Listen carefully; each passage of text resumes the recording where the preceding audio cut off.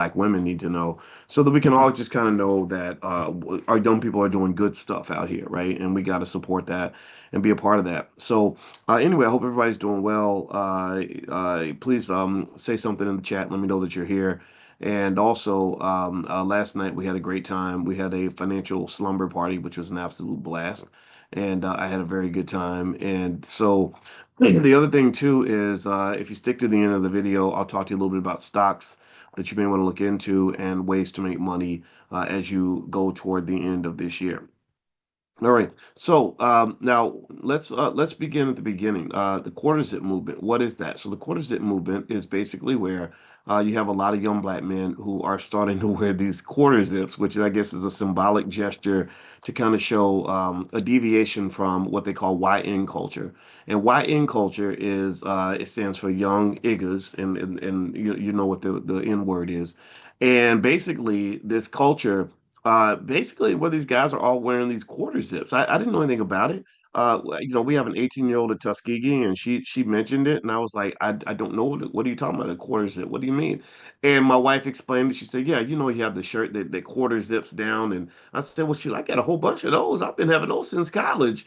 I was the original quarter zipper, apparently. And so I was like, let me go up in my closet. Let me see how many quarter zips I got. And I had a whole bunch of them. I was like, okay, so this is sometimes a movement, every now and then an internet trend comes along and you're like, I like this. This is what is up. So anyway, for those of us that are not keeping up with what our young men are doing, the quarter zip movement is all about black men just taking pride in themselves. It's all about black men stepping up, wanting to be intellectual, wanting to be successful, wanting to be seen in a way that is positive and productive and helpful. And I'm just here to say I just wanted to stop for a minute and just say, like, yo, I support this 100%. Good job. It's about damn time. It's about time that we start presenting ourselves the way we should be presented. And so I'm throwing in my 2 cents to say that I hope that this ain't just a moment. I hope this ain't just a temporary movement. I hope this is something that lasts, right? Like, give me a yes if you agree. How many of you approve of this? How many of you approve of black men having high self-esteem? Give me a yes. How many of you approve of black men wanting to actually read books instead of pick up liquor bottles? Give me a yes in the chat. How many of you want to see black men building wealth instead of going broke so they can go beg white men for money for the rest of their lives? Give me a yes. How many of y'all want to see black men free and loving their children as opposed to being locked up like animals in a prison? Put the yes in the chat. How many of you want to see black men have confidence in showing up for black women and being reliable, dependable, intelligent, and capable and winning? How many of y'all want to see? Give me a yes if you want to see black men just on top, right? Give me a yes. Like this is like yes, yes, yes, yes, yes, yes, yes, yes, yiggity, yiggity, yes to the icka, icka, yes. Like this is a yes moment right now. And in fact, what I'm gonna do is show you guys a video. There's a video I shared it on my Instagram. And I got up today and I told my wife, I said, let me put on my quarter zip today because I got to show out, man. What these guys, I don't, the brother, the video actually gives credit to the brother who started it. I don't know this brother, but God bless him, man. And God bless all the men that are standing up. And the thing is, you got to make sure that this doesn't go away. You can't let this be like one of those stupid trends that lasts like a week. This has to be a thing, man. This has to be a thing. So anyway, here's my Instagram. My Instagram is Dr. Boyce Finance. Dr. Boyce Finance. And I put up images like this about wealth. All right, wealth speaks loudest when you don't have to say a word because over 80% of your communication is body language. So when you show up looking a certain way, people are going to think certain things. When you show up acting a certain way, when you show up dressed a certain way, when you carry yourself a certain way, people are going to see a whole lot of stuff before you even open your mouth. But here's the video on the quarter zip movement. Give me a yes in the comments if you can hear the video. I want to make sure the audio situation is working out. All right, so here we go. Let me play this video. The quarter zip movement. And honestly, I'm obsessed. It's a wave of young black men and boys deciding, yeah, maybe sagging jeans and Nike streetwear aren't for me. Instead, they're putting on clean quarter zip, tailored chinos, and starting their mornings with matcha and the Book of Proverbs. It's giving young gentleman era. It's a welcome, quiet cultural shift because it's young men saying, how I show up to the world matters. Okay, so what I'm gonna do really quick, just because I'm afraid I messed it up. Were y'all able to hear that? Give me a yes in the comments if you were able to hear the video. So that and then if you were able to hear it, I'm gonna play it again. I don't want to take the chance of you not being able to hear it. Okay. So all right, perfect. Okay, thank you so much for your patience. All right, let me pull it up again because actually I turned the audio on a little bit late and I don't want y'all to miss this because this is the This is the quarter zip movement, man. This is the YK movement. What Young Kings, YG, Young Gentlemen, right? So this is the black man rising up. So here we go. I'm gonna play it again. Let me click over. Let me know if you can hear it. You might have seen the rise of the quarter zip movement, and honestly, I'm obsessed. It's a wave of young black men and boys deciding, yeah, maybe sagging jeans and Nike streetwear aren't for me. Instead, they're putting on clean quarter zip, tailored chinos, and starting their mornings with matcha and the Book of Proverbs. It's giving young gentleman era. It's a welcome, quiet cultural shift because it's young men saying, how I show up to the world matters. And they're right, it does. People treat you differently when you look like you respect yourself. On TikTok, creators like Jason Jemfi, who's actually the founder of this movement, help spark the wave. You've probably seen his viral clip telling young men to get an education because being educated is cool now. It's cool to go to school for 4 years and get your degree, or however long it takes you. It's cool. Go to school. Then you've got the Akitunde twins who tell their followers to look neat, speak clearly, and start the day with the word of God. The one thing that remained faithful is that guy up there. Thank you guys. Y'all have a blessed day. Love y'all. And their jokes are elite. Instead of sliding into a woman's DMs, they'll be like, no, send her a Google Calendar invite. Quarter zip men don't ask for your Snapchat, they send meeting links. But beneath the humor is something real. They're choosing discipline over dysfunction. It's not cool to be uneducated, unruly, violent, and far too long that's been a trend and it's only been getting worse. So this whole quarter zip movement is to break that. They're choosing aspiration over sloppiness. And they're showing that black youth culture doesn't have to be dictated by rappers, gang culture, or the loudest voices in chaotic industries. You can be well-spoken, well-dressed, spiritually grounded, and still cool. That's why this movement feels bigger than quarter zips. It's funny and playful, yes, but it's also genuinely hopeful. It's a generation of young men deciding they want better and choosing to present themselves like they mean it. So quarter zips up, gentlemen. All right, all right, all right, man. Oh my goodness. Well, you know what? I was so intrigued by this that I wanted to contribute to this discussion. First off, do me a favor. If you're watching on YouTube, please hit the thumbs up button. Thumbs up, thumbs up, thumbs up, share, subscribe. You're watching drboycetv.com, the home for intelligent black people. My name is Dr. Boyce Watkins. I'm a finance professor. And apparently, I've always been part of the quarter zip movement because I got about 40 of them suckers up in my closet. I wore one today. I taught at Indiana University, and they have a great football team this year. So so go Hoosiers, right? So anyway, here's the thing. This is important. This is so important, and the reason it's important is because I need to know who the hell taught you that it was ever cool for black men to be hooked on drugs, killing each other, uh, living like animals and presenting themselves as thugs and gangsters and ignorant and all that. Like the fact that this brother had to do the video, Jason, I didn't see his last name, but the fact that Jason had to do this video saying it's now cool to go to school. Let me ask y'all a question. Give me a yes if you agree with this. It was always cool to have an education, right? Whoever said it was cool to be stupid? Anybody?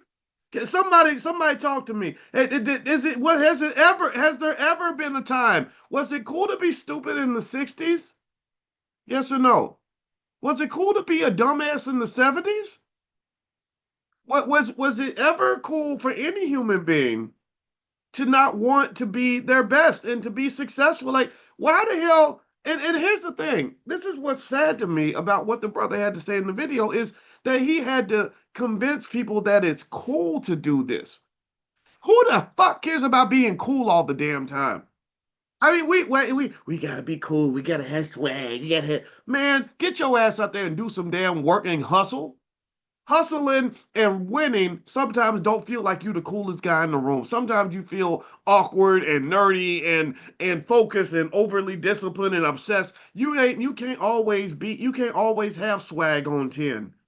I'm gonna tell you the best thing I ever did when I was young was I never got into trying to have swag. I was like, I'm trying to win. I'm trying to not be a damn slave. You got a lot of swagged out super slaves out here begging white man come, Master, this is a job, Master. Well, Master, you're doing me wrong, Master. Well, how you gonna have Mike Epps? Mike Epps was great. Mike Epps said something recently. He said that those racist people, they'll give you just enough crumbs so you can flex on your people, so you have swag with your people, but you'll never be strong enough to flex on him. You'll never be strong enough to actually compete with him because they always wrote the black man off as a non-competitor. Am I lying or am I telling the truth? But tell me if you agree. They've always written us off as men who can't compete with the men who run the world. They've all tell me if you agree. They've always written us off as the men who can't compete with the Elon Musks of the world. They've written us off as the men who can't compete with the Mark Zuckerbergs. The men who can't compete with the Donald Trumps and the Bill Gateses and all the men in the world who are making things happen. Because we're too busy trying to look good, and then we spend trying to actually be good. So I think that the fact that he had to make a video, you should be very disturbed by the fact that this black man, this intelligent man, had to make a video telling people that it's cool to go to school. Like going to school ain't never been uncool. It's always been cool to be smart and go to school. And here's the other thing. What I will say, I don't want to make too much of the movement in the sense that we've always had black men that understood that. In fact, every black man in here who's always wanted to be educated, say yes in the chat. Every black man in here who's always wanted to take care of his family, say yes in the chat. Every black man who's always wanted to respect women, say yes in the chat. Right? Anybody who knows a black man like that, say yes in the chat. If you had a daddy like that, say yes in the chat. If your brother's like that, say yes in the chat. If you got a man like that, say yes in the chat. See, what people don't understand is that we've always had those men who understood what it meant to be a man. We've always had men that understood what it meant to show up with dignity. We've always had men that knew what it meant to not get into why. Like when they started calling young guys YNs, and it was like, what the hell, man? Like you got 100,000 words in the damn dictionary, and for whatever reason, you always pick the worst one. Literally out of all the different words you could define yourself by, you could call yourself an orangutan, you could call yourself a helicopter, you could call yourself a skyscraper, you could call yourself king, you could call yourself leader, but for whatever reason, you go straight to the basement and you find the worst word that got your ancestors' balls cut off, and that's the word you carry around like a fucking badge of honor. What the hell's wrong with you? You have been brainwashed, bro. They literally train you to be dumb. That's just crazy to me. That like we should be outraged by this. We should be angry over the fact that people trained us to behave to really think that we want to be like damn near like monkeys, man. And it ain't and that's not who we are. So I saw the quarter zip movement and I'm really having this conversation just to show support. But I'm like, man, I've been having the quarter zips in my closet since I was in college, and I'm like, well, okay, if a quarter zip is what it takes to help us realize that we're better than the music industry that's controlled by people who are not black, and the music industry trained you to be subhuman. If a quarter zip's what it takes, then shoot, let me put on my quarter zip and let me show up and say, hey, yo, good job, because you're supposed to be a leader. You're supposed to be a winner. You're supposed to be educated. You're supposed to be disciplined. You're supposed to be prepared. You're supposed to win. You're not supposed to lose. You're not supposed to be in prison. You're not supposed to be shooting people. You're not supposed to be on drugs. You're not supposed to be a damn dirty ass alcoholic. You're supposed to be out here winning, man. Like this is who we're supposed to be. Again, some people I know people might nitpick at it. I think that the first couple guys they had African names, and people are like, well, that's just Africans, and that's not a. Shut up. Stop that, please. Please stop that. Stop taking everything positive and saying, well, that ain't us. And then everything negative, you embrace it like it's the damn family cookout. You literally, somebody show up, some rapper, dysfunctional rapper with STDs, killing people, ain't taking care of his kids. He show up, you like, that's my guy, that's my igga, that's my igga. But then somebody shows up and says, hey, let's put on quarter zips and ties and actually treat each other with dignity and play chess and become smart and build businesses. Well, that ain't us. That's them Africans. That's not foundational Black Americans. That's Africans. No, that's just being a quality human being. Be a human first, man. And I think that the problem with the industry that's made me angry, if you follow me for years, you'll know I've been screaming and yelling about this many years ago. When I met Damon Dash, well, first thing he said was he noticed that there was a viral meme where I said something like, "I'm sick of the music industry training our black men that it's okay to be killers, gangsters, thugs, idiots, and prison inmates." And I put in my image was on there, and because Dame Dash and I kind of look alike, we got the bald head and the big head. People thought it was Dame. And then Dame said, "Yeah." He said, "People keep giving me credit for this quote, but it was you. I didn't know, I didn't know who you were at the time, but I was like, that's not me." And so this is something that's always been a battle. This has always been kind of a civil war. And it's not to put anybody down. It's more so to just say, I think we have something better than this. I think that we've got some stuff in our arsenal that we have not yet unleashed. I think that we've got a potential that isn't really being tapped properly. And the idea that the brother had to literally say, it's cool to go to school. It's now cool to go to school. Like it was never cool in the first place. That makes me sad. That speaks to how far behind we are. Every other culture understands education is important. Hey, don't you can't you if you go to China and you make a video that says it's now cool to go to be educated in China. They're gonna look at you like, when was it ever not cool? Like we make fun of stupid people. We make fun of ignorant. Like what are you talking about? Right? So the fact that we gotta package it up a certain way and we gotta, use swag and coolness to make it interesting for people is just like a freaking abomination, man. It's something that we should really think about as people. And then, the guy mentioned he likes to start every day with the word God.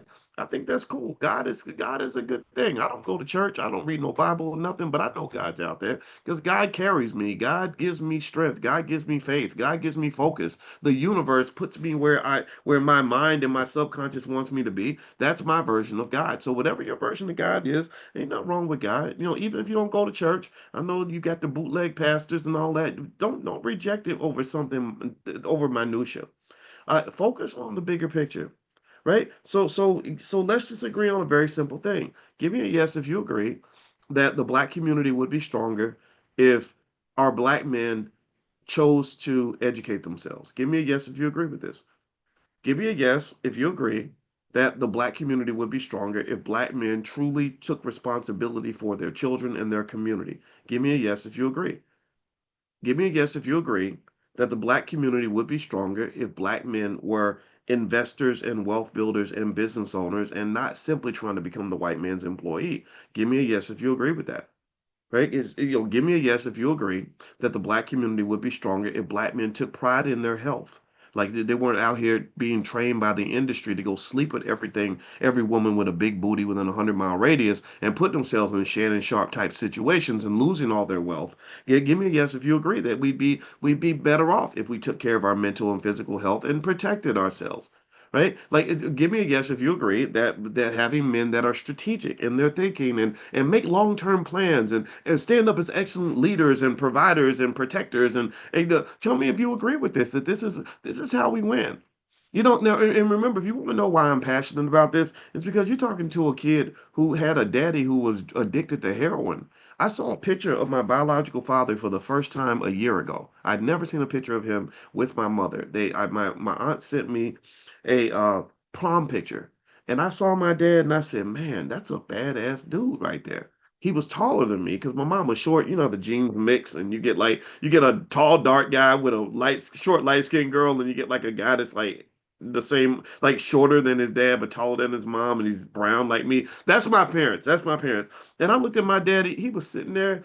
He had the big, strong hands. He had the little sideburns that went down, and he was holding my mama like yeah, this is my woman. Like I said, okay, I see you play. Okay, you're a man, all right, but you're gonna get her pregnant though, so whatever, right? He was a masculine man that I was very proud. I was like, okay, and I would hear stories about him being very smart and him being a great baseball player and stuff like that. And I'm like, man, this guy. From every story I keep hearing, it's like he was a great man who was misguided at some point and became less than what he was supposed to be. And the misguiding actually came through drugs. Heroin was the vice, right? That leads to other vices and leads to other problems.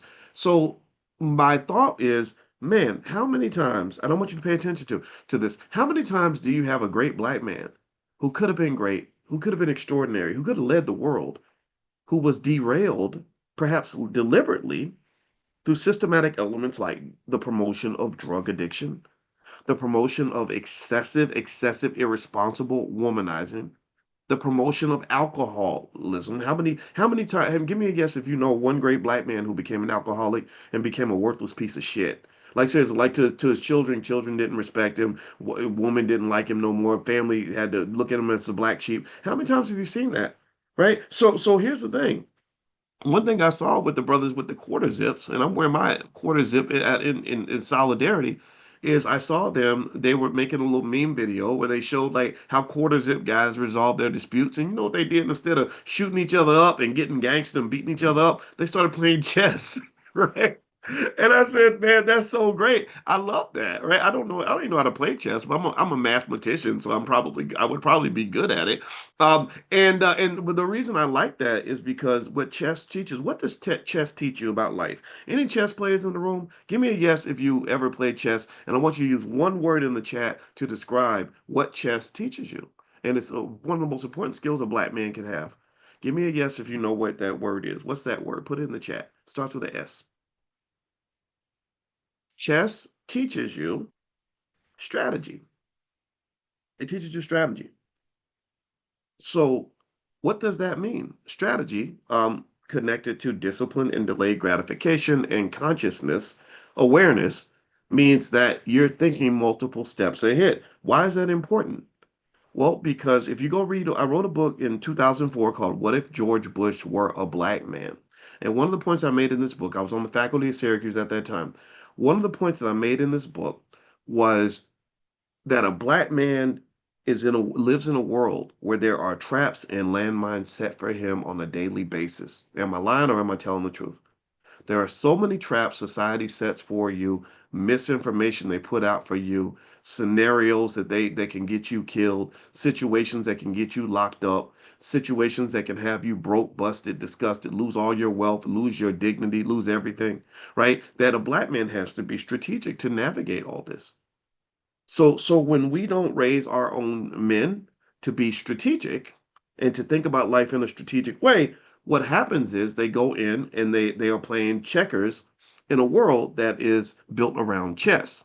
And because they're not thinking steps ahead, they will go and sleep with the girl and have the baby, and then they can't afford the child support. They will go and quit school and go get the job because they're looking for the paycheck over the prosperity. They will go and shoot up the guy in the club because they're not thinking about the long term consequences of that behavior. They will pick up the liquor bottle because they've never really thought about what it looks like to be a 45, 50-year-old alcoholic where your whole life is falling apart, right? So the lack of strategy leads to outcomes where you have millions of men who spend most of their adult lives, pay attention now, they spend most of their adult lives making up for mistakes that they made in their youth. Tell me if I'm lying or if I'm telling the truth. Tell me if you know one, at least one black man who will talk about his 20s like he was a complete knucklehead and everything he did was stupid and he got himself in trouble and messed things up and lost his opportunities and blew it all. Like, look at how many times you see NBA and NFL players who make $100 million, $50 million, like corporate money, generational wealth money, money, seven generation money, and they blow it what with bad culture. They blow it at the strip club. They blow it on the Lamborghini. They done to Jake the jeweler and bought a 50-pound gold chain. You know what? Whatever with diamonds in it, right? They did a bunch of stuff. They did a bunch of YN stuff instead of behaving like men that are thinking strategically. No one taught them. Nobody mentored them on a long-term plan. So what has to really happen too, in my view, and the reason I'm even talking about this, and I'm being very intentional here, is that those of us who understand need to make ourselves available as guides and mentors to the young men who want to be strategic. I'm very happy to provide my insights to any young man that wants to win. I am here. If you want to adopt me as Uncle Boyce, just bring me to the family, bring me to the cookout and give me some chicken, and I'm gonna be right there. And if you whatever game you want on how to win in life, I will drop that game all day. I will tell you how to build the wealth. We will talk about how to get the education. I got the PhD. I made it. I figured out how to make the money. I understand the things that happen in life that can derail you. So ultimately, I think we have to have more than just a generational transfer of wealth. We must also fully embrace the generational transfer of knowledge. Do you agree with me? Can you give me a yes to let me know that you agree and that this is something that you will be intentional about and think about? So really, when you see this movement happening, you see the quarter zip stuff going on, just give them some support. Hit the like button, hit the fire emoji, share it on your Instagram, right? Because ultimately, whoever decided that black men mostly want to be YNs, um, not only have a tremendous amount of disrespect for our men, but they also have there's also a self-destructive element that makes the assumption that most young black men want to destroy their lives. They want to go get beat up and raped in prison. They want to remain broke. They want to remain ignorant, right? And we cannot support that. That's not who we are. All right. So anyway, with that said, what I'm going to do is I'm going to share something. Um, Actually, let me play this video one more time for those of you that came in late. And by the way, my name is Dr. Boyce Watkins, and I'm a finance professor, and I care about Black wealth and Black economics and Black people. And and I run the Black Business School. We have 250,000 students worldwide. Our goal is to be the next great HBCU. And in fact, actually, just so you guys know, I have a book. It's called The 10 Commandments of Black Economic Power. And actually, for Black Friday, you can get everything in the Black Wealth Mastery store for 60% off. So if you use the code Black Friday 60, all one word, Black Friday 60, use that at checkout. You get everything at a discount. And we have a lot of good resources there that are focused primarily on Black wealth and Black economics and Black ownership. So there's my book, The 10 Commandments of Black Economic Power. It was an Amazon bestseller. It's the #1 bestseller in the public finance category. There's other books like How to Think Like a Millionaire. That's my beautiful wife, Alicia. She's a licensed therapist and a full professor of social work. Shout out to smart Black women.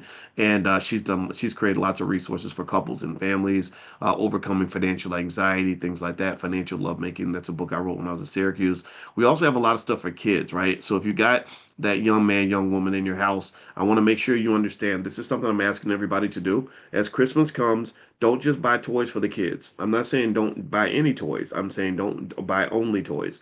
Buy them shares of stock, right? So you want your children to not just have a quarter zip, but you want them to also have the money to buy the quarter zip, which can come from maybe a quarter share of stock, right? So you want them to have quarters in the bank account. And the #1 wealth builder in America, the biggest driver of wealth is not your job. Your job, not only is your job not going to pay you enough, but your job also is not yours. You cannot pass that job to your children, but you can pass down shares of stock. There are families that have owned shares of Coca-Cola and Nike for generations, and your family should do the same. So you don't just buy it once, you buy it over and over and over again. You buy different shares over time, and that's where wealth comes from. I'm a wealth expert. This is what I do, right? So anyway, if you go here to drboycebooks.com, use the code word Black Friday 60. We've got workbooks and flashcards for kids. We got flashcards on everything from entrepreneurship to stock options to how the stock market works. We got, in fact, my book, The 10 Commandments of Black Economic Power. We created flashcards that go with those. And we have AI flashcards for kids. Like we just really, the goal at the end of the day is to say, what can we do to make sure that our kids are ready? It ain't nobody else's job to educate a Black child except for Black people. Nobody else's job. So if they do the job poorly, you can't blame nobody but yourself. The only person you can blame is you, and the only people we can blame are us, right? So the URL is drboycebooks.com, and use the code Black Friday 60. You'll get a big discount. All right, so as I pull this video up, hit the thumbs up button, thumbs up, share, subscribe. I'm going to show you this. This is on my Instagram. My Instagram is Dr. Boyce Finance.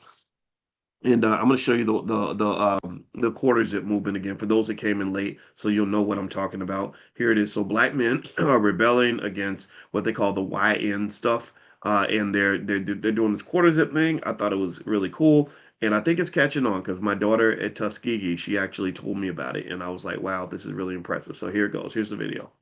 You might have seen the rise of the quarter zip movement, and honestly, I'm obsessed. It's a wave of young Black men and boys deciding, yeah, maybe sagging jeans and Nike streetwear aren't for me. Instead, they're putting on clean quarter zip, tailored chinos, and starting their mornings with matcha and the Book of Proverbs. It's giving young gentleman era. It's a welcome, quiet cultural shift because it's young men saying, how I show up to the world matters. And they're right, it does. People treat you differently when you look like you respect yourself. On TikTok, creators like Jason Jemfi, who's actually the founder of this movement, helped spark the wave. You've probably seen his viral clip telling young men to get an education because being educated is cool now. It's cool to go to school for 4 years and get your degree, or however long it takes you. It's cool. Go to school. Then you've got the Akitunde twins who tell their followers to look neat, speak clearly, and start the day with the word of God. The one thing that remained faithful is that guy up there. Thank you guys. Y'all have a blessed day. Love y'all. And their jokes are elite. Instead of sliding into a woman's DMs, they'll be like, no, send her a Google Calendar invite. Quarter zip men don't ask for your Snapchat, they send meeting links. But beneath the humor is something real. They're choosing discipline over dysfunction. It's not cool to be uneducated, unruly, violent, and far too long that's been a trend and it's only been getting worse. So this whole quarter zip movement is to break that. They're choosing aspiration over sloppiness. And they're showing that black youth culture doesn't have to be dictated by rappers, gang culture, or the loudest voices in chaotic industries.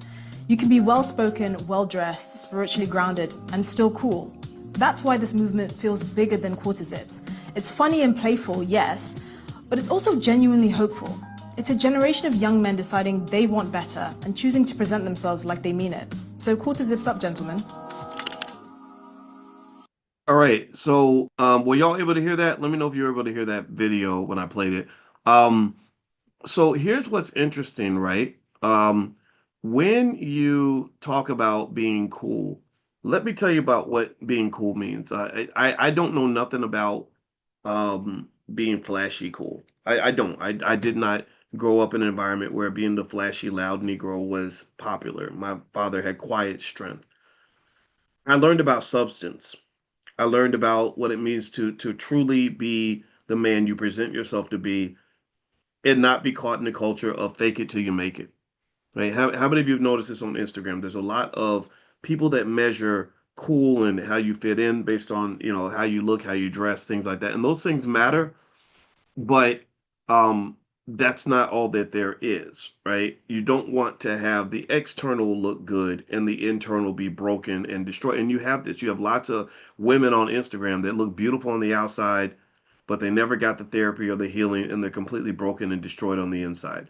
You have men that look like they're doing well, they're driving the nice car, they're wearing the nice clothes, but internally, intellectually, otherwise, they're destroyed. Their lives are a mess. Their bodies are a mess. Their minds are a mess. So what I would say to anybody that's listening that's inspired by this movement, I want to remind you of the importance of understanding. Like, if your goal is to be cool, what does that really mean? Let me tell you what I figured out cool actually was. I used to think I wasn't cool. I did, and because I kind of wasn't. I was, I was just, the regular guy, and I didn't even know the concept of that. But let me tell you what's cool in the real world, especially for those that are younger that want to understand this. You know what's cool? Let me ask y'all this. Give me a yes or no. You can confirm. If a man has $1 million in assets, is that cool? What do y'all think? Do you think that that gives me some cool points if I can show you that I'm financially secure and that I'm able to make money and stuff like that? What do you think? Yeah, I found that when I had money, it was cool. Even when I got my first job at Syracuse and I made over $100,000 a year because I busted my ass for years to get my PhD, I became really cool, dude. I didn't even have to try anymore. Um, what else? Uh, a man who gets educated, who's smart and understands what's going on in the world. Is that cool, or is it cooler to be stupid, to not know what's going on, to be a sucker all the time? What do you think? Yeah, I think that's cool too. A man who's the boss, a man who runs a business in an organization where he gets to call the shots and tells people what to do and defines his own destiny. Do you think that's cool? Or is it cool to be begging a white man for any opportunity that you ever get in your life? What do you think? What do you think? When I became my own boss, I felt kind of cool. I was like, okay, I'm cool right now. You just sit your ass down, right? So my point is to say, and I'm not here. This is not me talking about me per se. I'm throwing myself in as an example, but really, I really think that as a people, we got to understand what cool really looks like. So for example, if the man who's taking care of his children, where his children are good and they don't want for anything, I think that's kind of cool. What do you think? That his kids know, like, hey, my daddy's a man, my daddy's there, my daddy's smart, my daddy's capable, my daddy's damn near like Superman. I think that is very cool. It is not cool when daddy's on dope, daddy is an alcoholic, daddy is still in jail, daddy is a loser, daddy ain't got no confidence, right? So really, it's really fascinating to me how we define cool. I really never understood how they did such a rope-a-dope on our people that they would literally take some drug-addicted, murderous rapper, right, and put him in front of millions of black men, and we would think that that guy is cool. And I'd be like, okay, so what's cool about this guy? Is it the fact that he has such a bad drug addiction that he's gonna die by the age of 40? Is that what makes him cool? Well, what makes him that he spends so much of his money that he'll be bankrupt soon and not be able to pay his bills or take care of his children? Is that what makes him cool? Or is it the fact that he's had sex with 10,000 women and probably has every STD in the book and, well, could die of AIDS, but they're going to lie and say that it was cancer or something? Is that what makes him cool? Is it the AIDS death that makes him cool? Is it having like 12 baby mamas with kids that hate his guts because daddy was never there and daddy never showed up for them? Is that what makes him cool? Like what is it? What is it? Where in the world did they train some of us, not all of us, because some of y'all saw it all along. A lot of you saw through this bullshit from the beginning. But where in the world did they train us to think that it was cool to be a loser? Ain't nothing cool about losing. Ain't nothing cool about being an alcoholic, drug addict, uneducated, broke. None of that is cool. Ever. Right? So the fact that they even have to compete with so-called, the YN culture, and which was really interesting. They actually said this on ESPN. They used the term YN on ESPN where they were talking about athletes. They were like, "Yeah, the YN's gonna be ready to play." I'm like, "Why you gotta call them YNs? That don't even make no sense." Anyway, let me get in here and finish up this because I'm just this is something like it's like I'm part inspired, but I'm part pissed. I'm inspirationally angry right now. Like I'm inspired by this, but I'm kind of angry that we're so far behind that we need this as a movement to get our men to understand how life actually works. But here's a few theories in finance and psychology that justify and explain why you want to think about how you show up to the world. The way you label yourself is probably consistent with the way others are going to label you. Pay attention. If you label yourself as a thug, then surprise, they're going to think you're a thug. You label yourself as a YN, they're going to say, oh, there goes them young niggas, right? You label yourself as a loser, sagging and all that, then that's what they're not going to see a man ever. They're going to see a child. They're going to see a criminal. They're going to see all the things that you're presenting to the world. So when you vehemently defend calling yourself a nigga, like it's like somehow it's like a badge of honor, then guess what? They're gonna call you a nigga. Because why? Well, because that's what you call yourself. If you say my name is Tom, and then I come up and say, hey Tom, and you say, how dare you call me Tom? I'll be like, what are you talking about, man? You called yourself Tom. Your family calls you Tom. Your friends call you Tom. Thought that was your name. I'm sorry. Right? What do you want me to call you? I'm confused right now. So how you label yourself shapes how people see you. There's research, scientific research that shows this. Number one is called impression management. Irving Goffman in 1959, he did a landmark work that showed, quote, the presentation of self in everyday life shows that the way people present themselves shapes how society responds to them. When young black men shift from gangster to a more polished, educated look, they tap into a proven psychological framework that increases credibility, trust, and access to economic opportunity. Number two, the halo effect. Edward Thorndike in 1920, this is over 100 years ago, his research demonstrated that people assign positive traits to someone who shows a positive attitude. So if you have a clean intellectual style, then people will just assume, oh, you must be a good person. You must be somebody I can work with. You must be somebody that I can bring into my business. You're somebody that I can partner with, right? What else? So it affects everything from hiring, investing, all kinds of stuff, right? Nobody wants to invest and do business with somebody who presents themselves like a sloppy ass child. You present yourself like a solid man with thought provoking ideas and a plan and some testicles attached to your body, then people are gonna say, okay, I want to work with this guy. Like I like J. Mall Green out of Chicago. That's a guy that I really respect. He messaged me and told me he was running for mayor of Chicago again, I think at some point, or I know he ran for mayor. And J Mal, I said, yeah, I go to battle with this guy any day of the week because he presents himself in a certain way. Nation of Islam, pay attention to the Nation of Islam. You don't see those brothers walking around looking sloppy and speaking ignorant and acting like buffoons. Am I lying or am I telling the truth? Tell me if you've noticed this. The brothers in the nation present themselves in a certain way because they understand all this. This is not new to them. They don't. I don't have to say something primitive to them like, well, you know what's cool to be educated. They've always known that. Or you know what's cool to not dress like a thug. They've already known that. You know what's cool to be a solid man and take care of your family.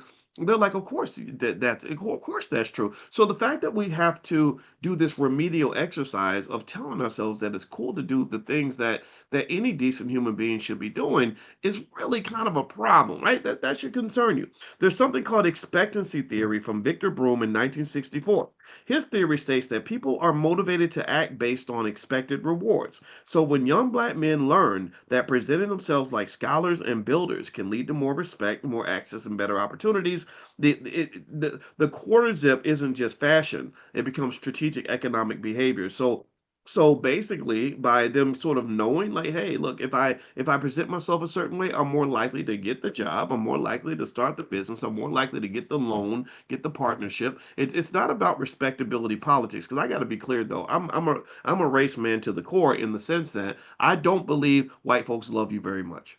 I just don't. I don't. I'm not. I don't live in that fairy tale world. I don't believe that white America has shown to black people that they really have our backs, that they're going to elevate our men. I don't believe in it, but really that doesn't throw me off too much because I never grew up in a community or in a household where I ever believed falsely that the job of elevating a man is some other man's job. I always believe that the job of a man to elevate himself would be the job of himself, the men around him that love him, and his father. Right? These are the three, and his mother to nurture him, but his father to really give him something to grab onto to understand the expectations of manhood. That's what I never really ever understood when we would say, well, white folks don't want to support black men and make black men this and make black men that because I just never knew that world. I never knew a world where a man didn't have to go out and make things happen. You didn't have to be a playmaker in your own life. You don't have to go out here and get it done, right? So ultimately, at the end of the day, you got to expect more of yourself. When you show up in a certain way, the world will expect more from you and you will be able to deliver, and then it will form a healthier relationship. Last one is something called signaling theory. There's a guy named Michael Spence. I read his papers when I was in grad school. Spence, he won a Nobel Prize for this, and his research proved that people send signals about competence, reliability, and ambition through their observable actions. So when you show yourself a certain way, when you present yourself as intelligent and prepared and disciplined, then people are going to receive that signal and they're going to respond accordingly. So the question is, what signal are you sending? If I say my name's Boyce, I ain't nothing but a young nigga, and I'm da da da da da, then what signal am I sending versus me saying I'm Dr. Boyce Watkins and I'm a finance professor and I believe deeply in black wealth and black economics? Which what do you see the difference there? Let me know if you see the difference. There's a difference in signals. Signals matter. So I would say to the men that are part of all this, keep signaling the right things. It doesn't mean you're out here trying to impress white folks or engage it. And remember, you got to be real careful. Respectability politics, unfortunately, offloads the responsibility of white Americans that they have in terms of facilitating the racism in America. Systematic racism is real. The disdain for black people is very real. The mistreatment of black people is very, very real. Now the question at that point is, what the hell are you going to do about it other than whining and complaining to the very same people who oppressed you and begging them to give you a hand up? Why in the hell would the bully who just kicked you in the face and spit in your mouth ever gonna sit there and lift you up and make you better than him or equal to him? That don't even make no damn sense. What you gotta do is you first of all you kick the bully in his nuts, and then you go back and you get away from the son of a bitch, and then you go learn how to fight so that when you see that sucker in the hallway, you could tear his ass up. That's what you do. You show up prepared. You get ready to fight. Crying will not make the bully be nicer to you. So when they train us to whine about our condition instead of fixing our condition. They are putting us in the victim box, which pretty much leaves you stuck. If you are stuck as a victim, you are in a cage and you will never get out of the cage, because the people that hold the keys to that cage are people who put you in the damn cage in the first place. Do we understand this? Do we get this through our thick head? Please, somebody tell me that this makes sense to you, right? So victimization, we cannot do this forever. That is not a long-term solution. What I like about this culture is it's very basic and it's simple. Success is not a complex idea. It just means love yourself. It means prepare yourself. It means work, get up every day and decide what kind of man you're going to be. It means show up, be dependable, do your best, improve yourself, keep elevating. That all these ideas will allow you to go through the world, not just as a person that people can be proud of and somebody people can depend on, but also just somebody where you can look in the mirror and say, look at me, I got my quarter zip on, I'm feeling good about myself today, and that's all right. That's all right. And then when you feel good about yourself, you'll feel good about your children. You'll feel good about your community. You'll feel good about the clique that you run with. Feel good about your business. You'll feel good about everything. You'll feel good about the world because you'll be out here winning. So let's finish up with this. Everybody put the word winner in the comments. This is what this is about. This is about winning because we're in a competition. Put the word winner in the comments to let me know that you got what I was saying. And if I sounded preachy, I apologize. I'm just hyped up right now because I'm loving this and I think this is great. And I think these guys that are doing this is what men do. Men take charge, men move forward, men don't let nobody talk them out of what your definition of being a man is. No disrespect to the YNs. If another dude wants to sag, let him sag. If he wants to be sit back and hate, let him hate. If he wants to not push himself to his fullest potential, then go pray for him because he probably just doesn't realize how amazing he could be, right? Now, if he ever shows up and says he wants to listen, then you teach him. But if he doesn't want to listen, then you let him go, let him do his thing, and you go do your thing. Because I guarantee you this much. Here's another thing that's really important to understand. America is, tell me if you understand this, America is a capitalist society. Now remember, I'm very deep on capitalism. I'm a finance professor. I think about this very deeply. In a capitalist society, one thing pretty much drives all the power. And what is that thing? Type it in the chat. What is that word? It rhymes with honey. It rhymes with honey and sunny and funny. What's the word? Put the word in the comments. One thing drives power in this society, and that's money.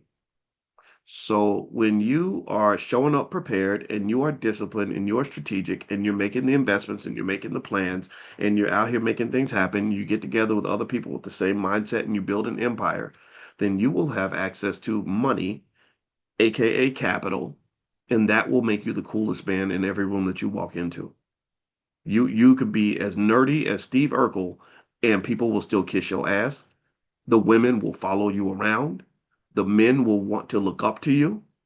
And the guy who was sitting over there sagging, who never saw his fullest potential, he's going to come ask you for a job. And even then, you'll be able to dictate the terms of the job. Henry Ford did that. Henry Ford said, I'm the richest man out here. So if you want to come work for me, then you got to up your standards. He didn't go preaching to nobody. He didn't go begging people to change their behavior. He didn't ask people to do things different. He just would say, I'm gonna pay you very, very well.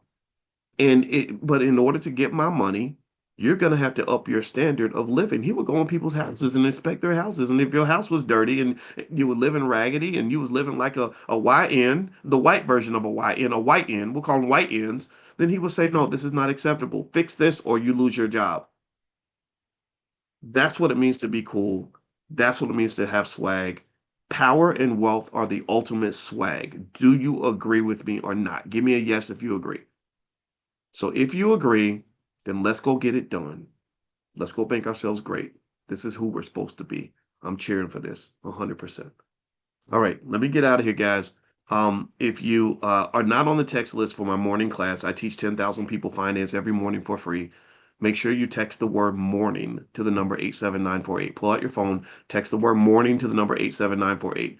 For a few mornings, I'm going to message you and let you know class is starting. If you ignore the text for too long, then you'll be off the list, right? So make sure if you want to come, come. If you don't want to come, that's okay too. But text the word morning to the number 87948. In the Black Business School, we have over 250,000 students worldwide. We are the next great HBCU, but our focus is primarily on Black ownership and economic sovereignty rooted in the power of the Black family. That's what we focus on. So we're not one to talk all day about how you can get a better job. We're actually into teaching our children how to create jobs because that's the source of power.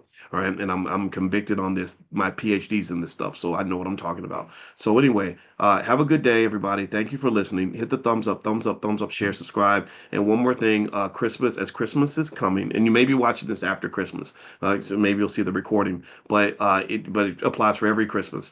As the holidays approach, buy your children shares of stock. Buy it on their birthdays. Buy it at Christmas. Buy it every month. This is the key to wealth. This is how you prepare them for the future. Toys last about 3 or 4 months and then they throw them away. A share of stock can last 40 or 50 years and it will grow in value and it might be the thing that saves your child. For a lot of you that were around in the 90s, if your parents had bought you a few shares of Nike stock in the 90s and going forward, you'd probably have over $1 million in the bank. If it had been Nike and Apple and stuff like that, you'd have multiple millions of dollars available now, which would give you the power to shape your own destiny. You wouldn't have to work for anybody. You wouldn't be paycheck to paycheck. You wouldn't have to worry about losing your job. You'd be creating jobs for other people. This is the master plan. This is the strategy. So focus on the strategy. Let's do it now. As Christmas comes, buy stock for the kids with the toys. Okay. And you ain't got to give it to them. You can tell them you bought the stock for them, but keep it in your account. You ain't got to go give it to them. Just put it in your account and just say, I bought this on your behalf. That's what you do. That's what we do with our kids. We don't tell them how much money they have, like it's their money. No, it's my money until I give it to you because I'm the boss. Right. So at the end of the day, you're the boss. Control those assets. And then later on, when they get older, say, hey, let me break you off 10,000 to start that business. Or here, I've got this fund for you. You need 30,000 to make a down payment on the house. No problem. Here you go. You got 400,000 in here. 30,000 is not a big deal. That's where you want to be. That's what wealth and power actually looks like. Okay. All right, I'm very serious about this. All right. So anyway, if you want to get our financial flashcards for kids, financial workbooks for kids, my book, The 10 Commandments of Black Economic Power, you can go to drboycebooks.com. That's drboycebooks.com and use the code Black Friday 60, all one word, Black Friday 60. It takes 60% off everything in the store. And also don't forget